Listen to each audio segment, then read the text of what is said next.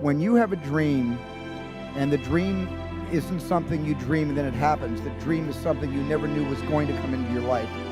When you have a dream, it doesn't often come at you screaming in your face.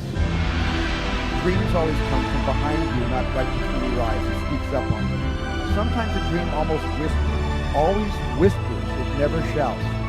Very hard to hear.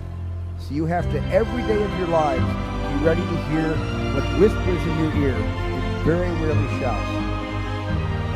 You gotta feed your mind every day. If you don't feed your mind, life just starts to happen.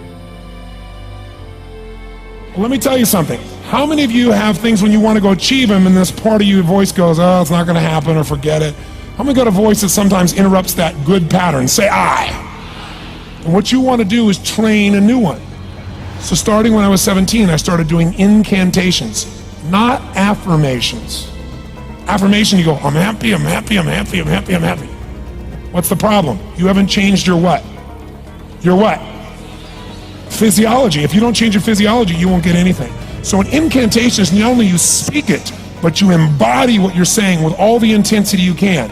And you do it with enough repetitions that it sticks in your head. Like It's a Small World, now the conversation in your head is always the same and it gives you what you want. So you use your body and your voice. So 17 years ago, I started doing things. I was working for Jim Rohn, this speaker, and I was 17 years old. I had long hair, minestrone soup, acne on my face.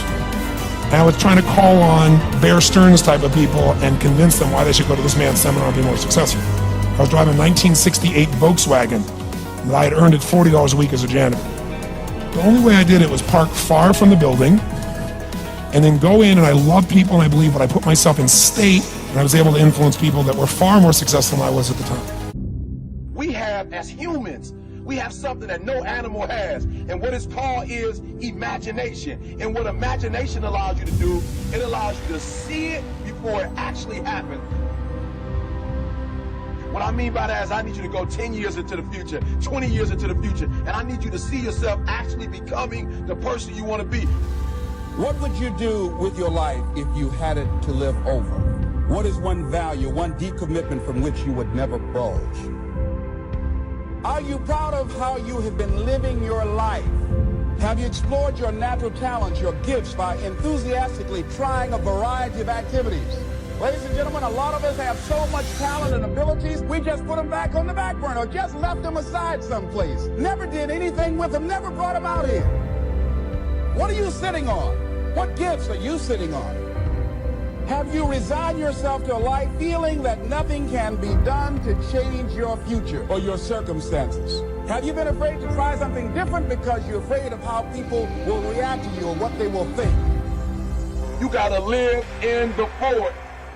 As we begin to look at what we want, as we begin to look toward the future, what's going to be crucial for you is every time you find yourself saying that you can't do something, you've got to affirm to yourself, hey, no, I can make it. This can happen for me.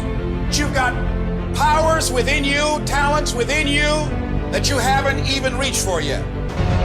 Don't cry to give up, cry to keep going. Don't cry to quit. You already in pain, you already hurt, get a reward from it. Don't go to sleep until you succeed. It's about heart. You gotta have heart.